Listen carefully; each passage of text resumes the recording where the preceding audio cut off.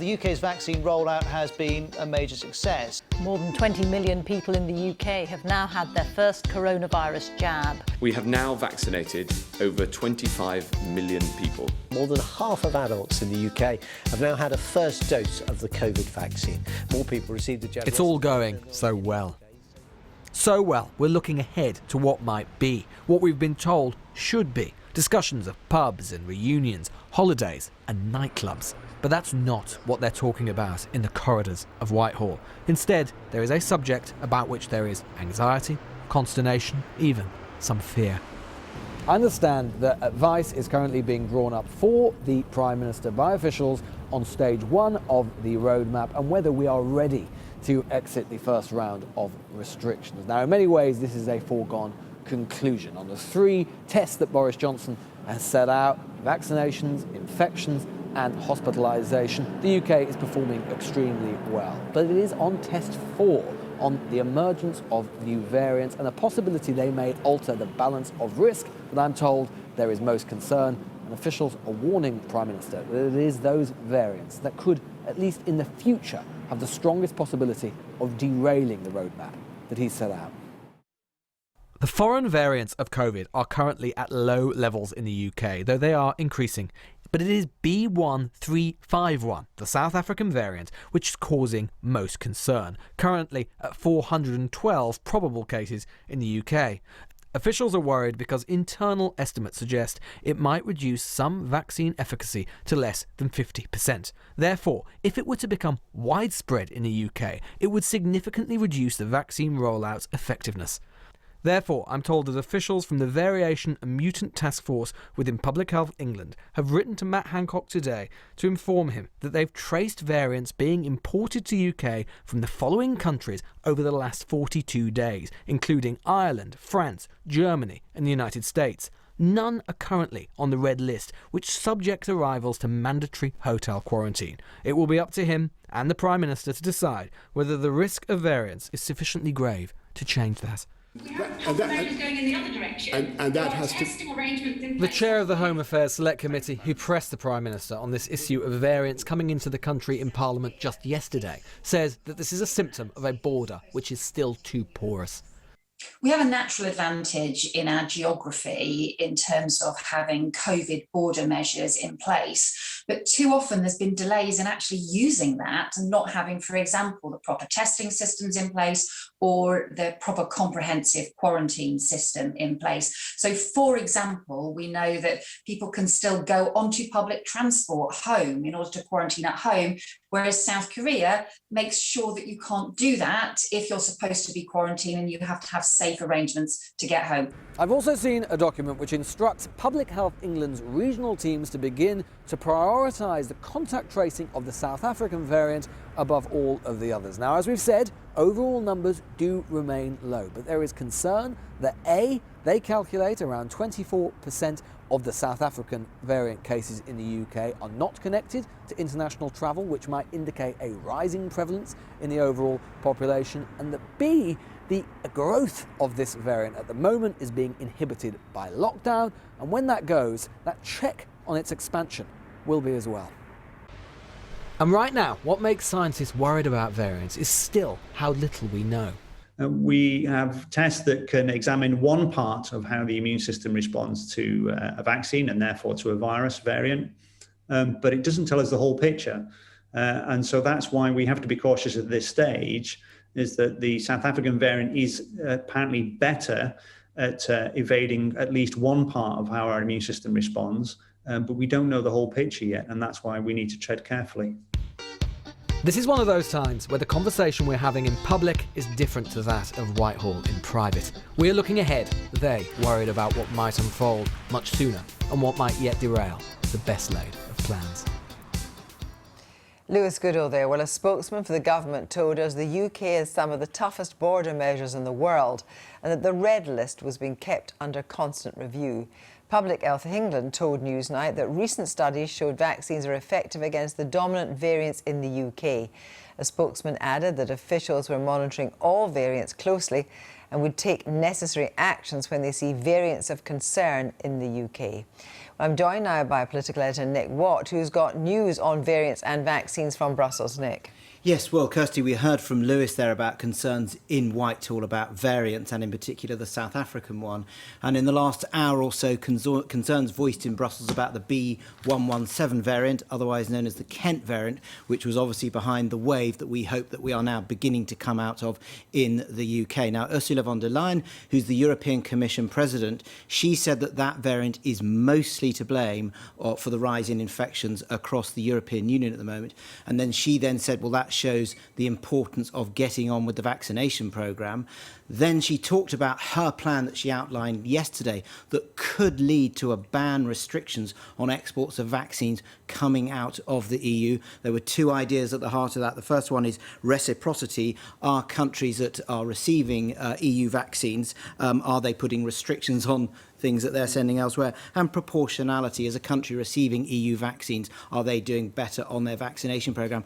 Ursula von der Leyen very much gave the impression that that idea was alive and kicking. But when you actually look here at the Council conclusions, that virtual meeting of all the EU leaders, much milder language. It talks about we underline the importance of transparency as well as the use of export authorisation. So that's in her territory. But then it says we recognise the importance of global value chains. It looks like there were decisive interventions to water it down by Angela Merkel, the German Chancellor, and Mark Rutte, the Dutch Prime Minister.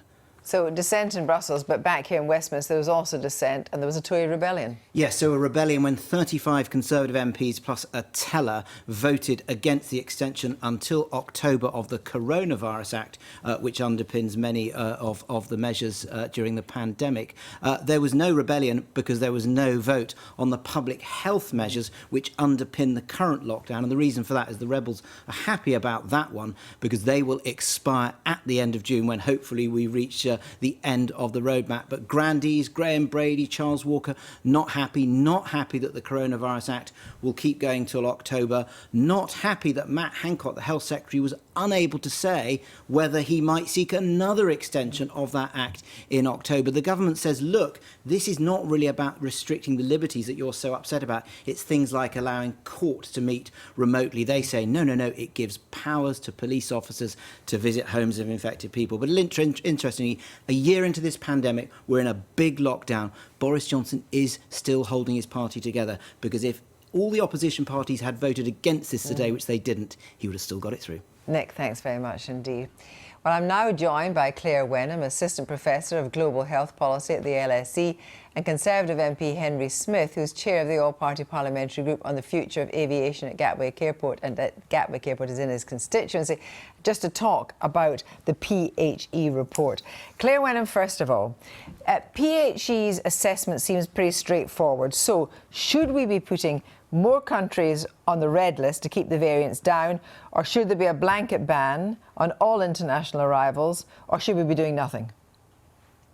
So I think what we need to recognise is that all the evidence from previous epidemics and indeed from COVID over the last year has shown that travel restrictions such as red lists and just blocking, particular travel patterns aren't going to work. They're simply going to delay the problem. People are able to go via a third location, for example.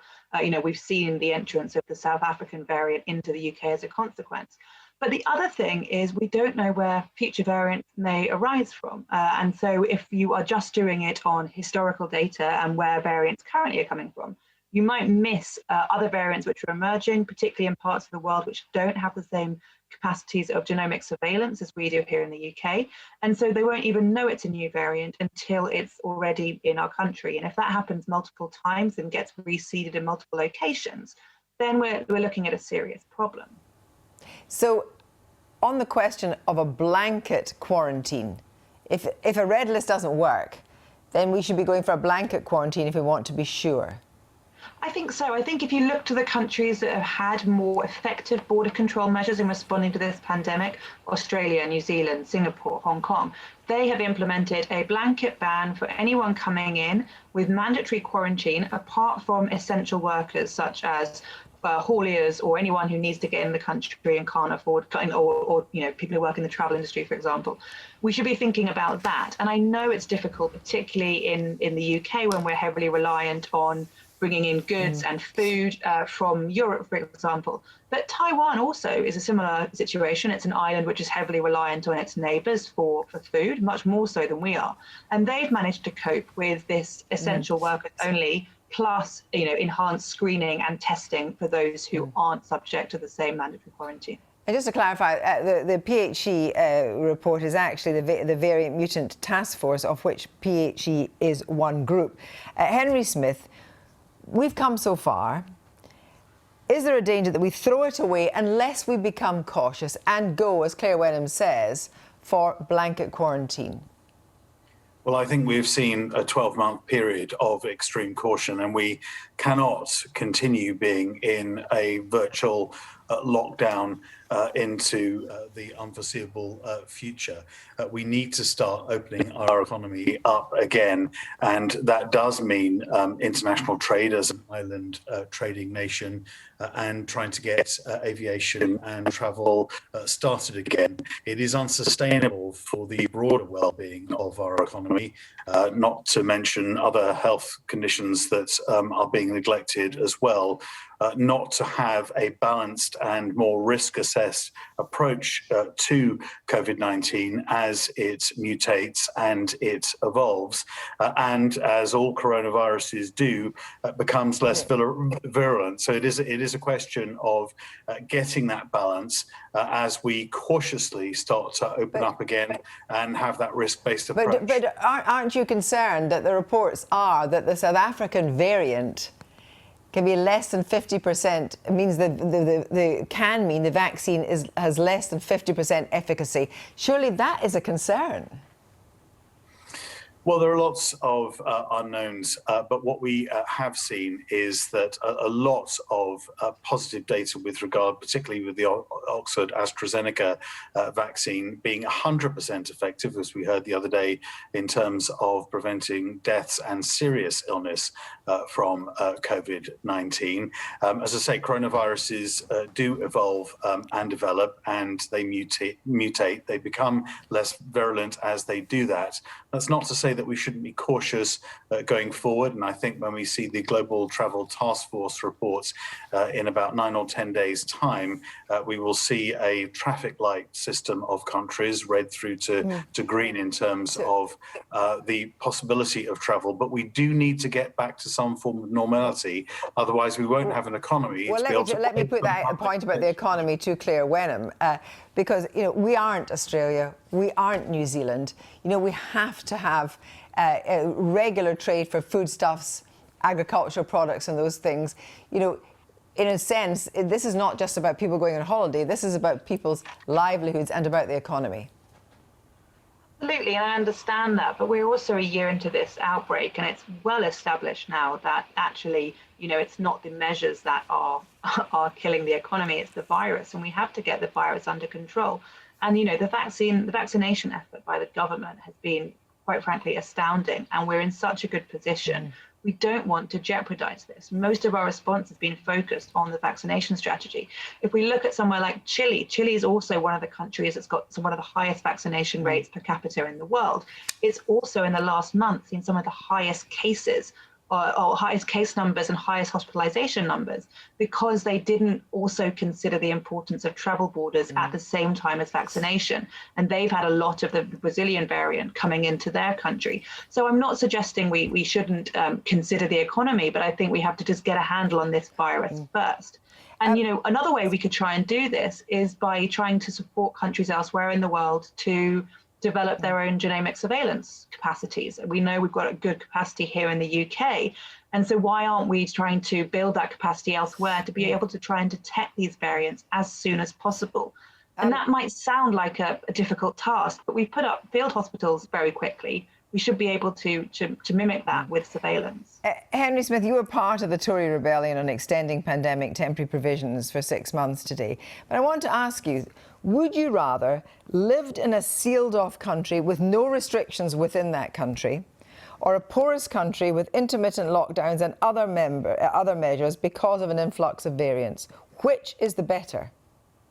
Well, I think it depends on where you are in terms of the pandemic. I made a speech in the House of Commons in January 2020 calling for much stricter border controls when COVID-19 was flooding into the country. That is the time I think that we could and should have addressed the borders much more robustly. But 12 months into effectively pretty much a rolling lockdown, we do need to get the economy going again. Otherwise, we are simply not going to be able to afford the public services that we need to protect ourselves. And with a very successful vaccine rollout that seems to be extremely effective, I think now is the time that we need to look to start reopening cautiously and in stages as the roadmap sets out. But we do need to start very seriously approaching that exit strategy. Otherwise, the damage done to our wider society, our civil liberties, our economy, other health conditions,